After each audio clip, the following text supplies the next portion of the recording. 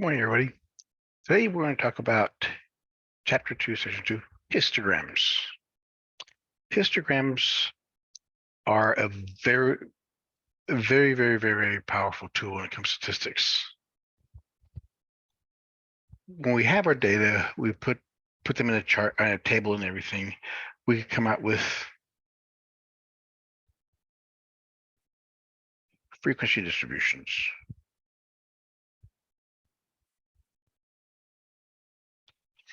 And those are very powerful for summarizing, and we could view the data, look at the data that way. But histograms, remember the frequency distributions, this is making a frequency chart or a frequency table.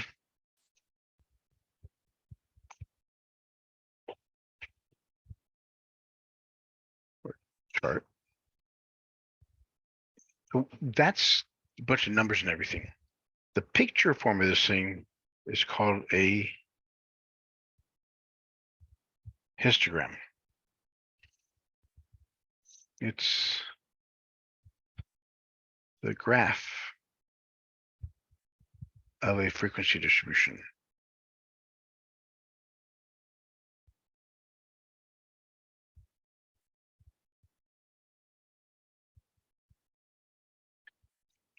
The graph is made up of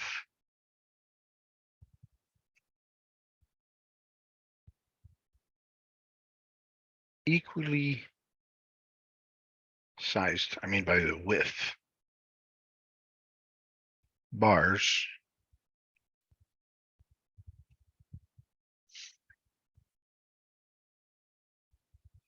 that signify or represent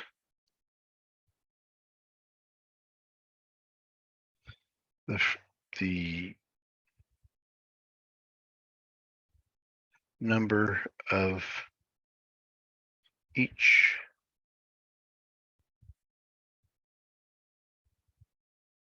classification.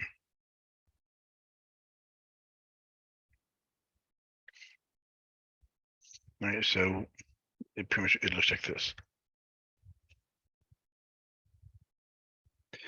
Here we have class A, class B, class C. That could be anything.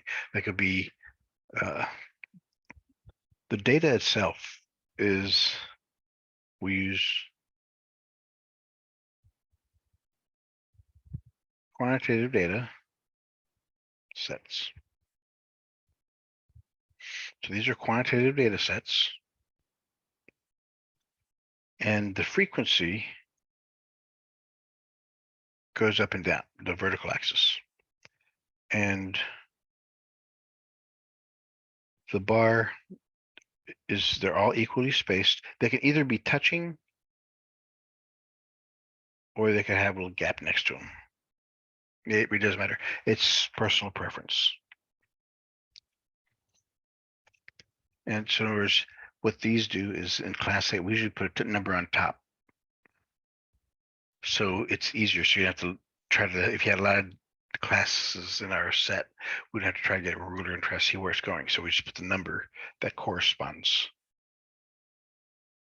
to how many in each one. So it's just pictorial. So that way, if you have, after you have it all, you can see, well, class B has more of whatever we're looking for, or class C has the least or the fewest.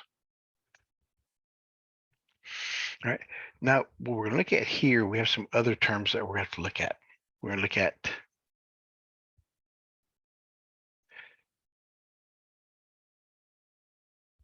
class boundaries, class midpoints,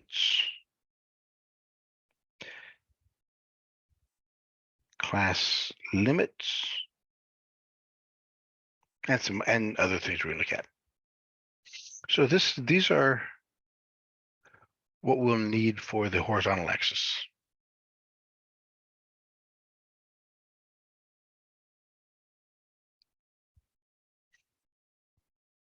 And the vertical axis is just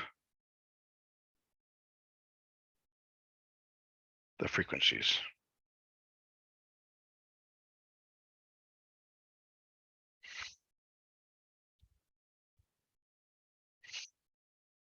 We also can have, with a basic regular histogram, we can have a relative frequency histogram.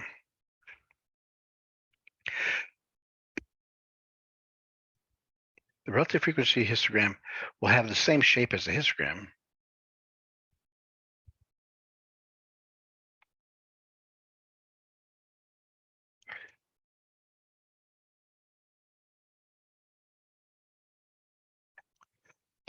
The big difference is the vertical axis is made up of the relative frequencies.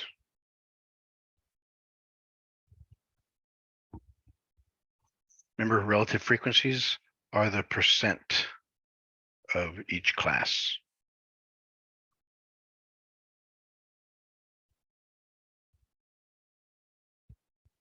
Right, so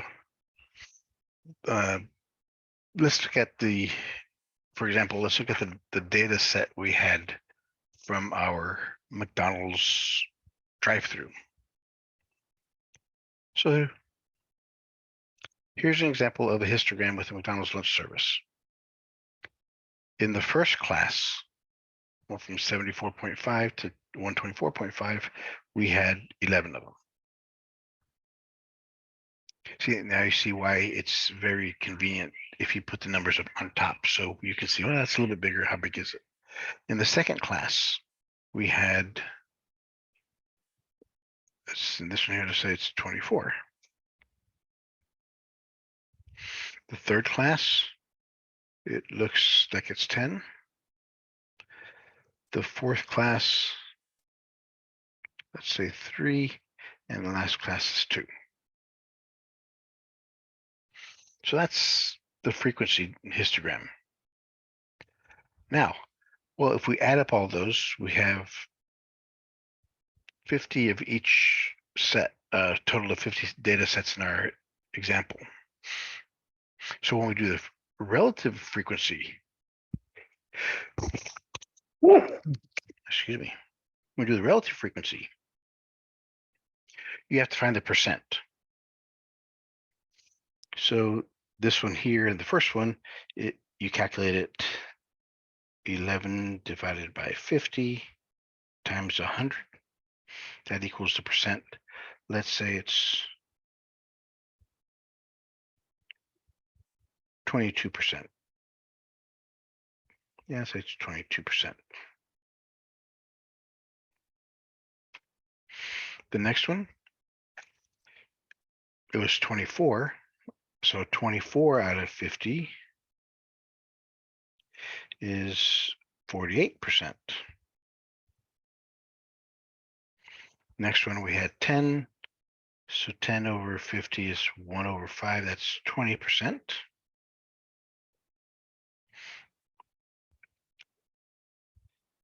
Three over 50.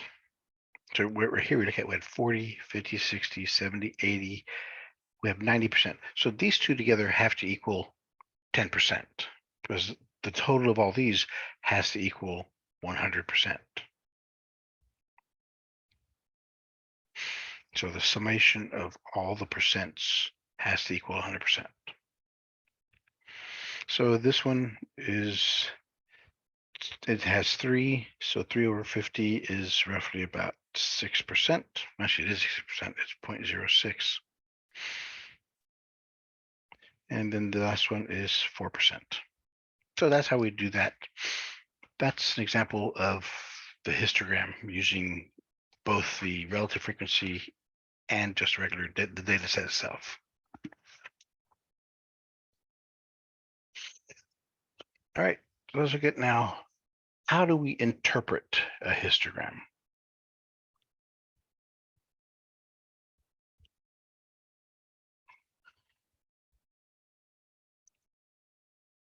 Critical thinking.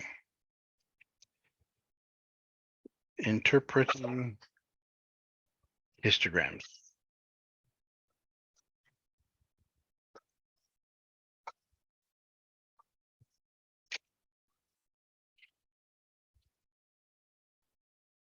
Remember, the objective of a histogram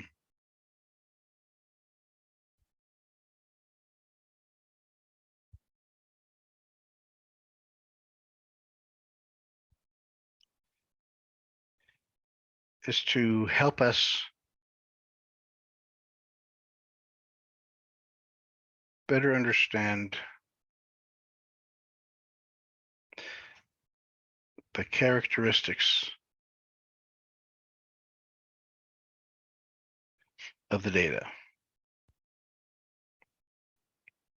Why is it spread out that way? What does it mean? So when we do that, we use something called CVDOT. The C stands for the center of the data.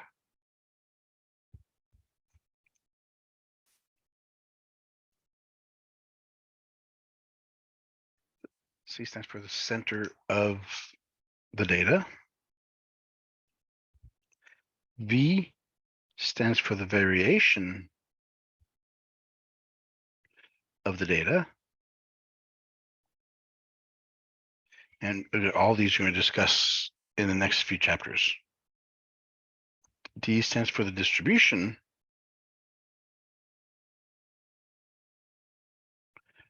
of the data, the graphical, so you can see what it looks like.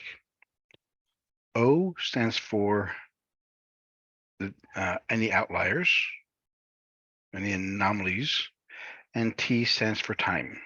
Are there any changes that occur over time? So the most common distributions that we're going to look at, the shapes of them, there are 4 of them. The first one is called normal distribution.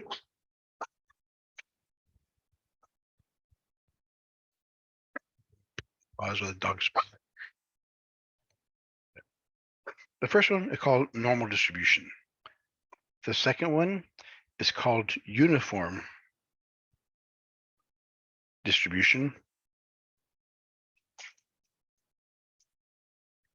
The third and the fourth go in the same, called skewed. It could be skewed right, or it could be skewed left. Let's look at those. So for normal distributed graph, it has, if it's normally distributed, it has a bell shape. If you look at this overall, if you superimpose the bell curve, you'll see that it is normally distributed. There are certain operations and procedures that before we can do it, we have to make sure that the data is normally distributed. If it's not, then we can't go any further. All right, so that's the first one, normally distributed. And once we graph them, we can see all of our graphs. The next one is uniform distributed. Is after everything's said and done, you see that all of the classes roughly have the same amount. So it's uniformly distributed. Yeah, they're off by a point or two, but that's what it's practically makes it a straight line across. Now the next two, we have the skewness, the skewed right and the skewed left. So you see here that it looks like it's, here's the middle is skewed to this side and the tail goes down here. We call this skewed to the right. One thing you think of it, so this is a pile of leaves. Which way is the rake pulling it? It's to the right, so it's skewed to the right. Or we say that it's positively skewed. This is an example of annual income. The majority of people in the nation makes this much, and then you have the outliers like Bill Gates, Steve Jobs, everybody else who makes billions of dollars. So if it's skewed the other direction, we say that it's skewed left, because you see here's the rake pulling the leaves to the left. So we say if it's skewed to the right, we say it's negatively skewed. The easiest way to remember this is by looking at your feet. For example, see this graph here? The big toe is here and the little toes. So this looks like the right foot. So it's the right foot. So it's right, skewed right if it looks like the right foot, the big toe. If it looks like the left foot with the big toe and the left foot there, it's skewed left. So there's the big toe and the small toes. So that's the easiest way to memorize which one is which you're dealing with. All right. And the last thing we'll talk about is assessing normality.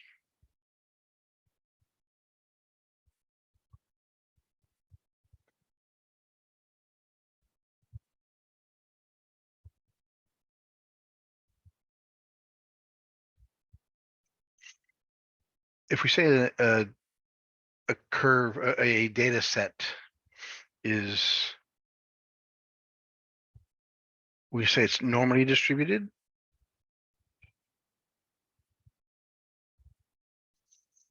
You can say it's not normally distributed.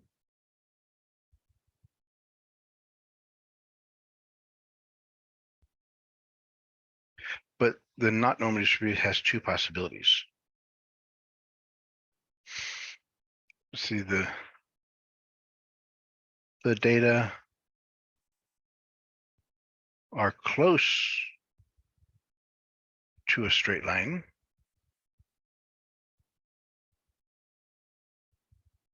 Well, actually, I'm sorry. If it's normally distributed, the data forms a straight line.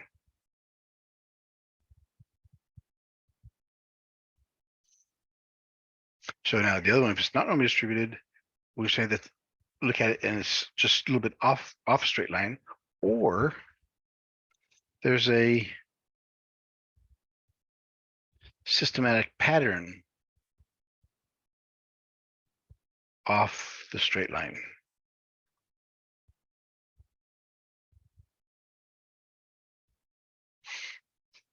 All right, so let's look what these look like.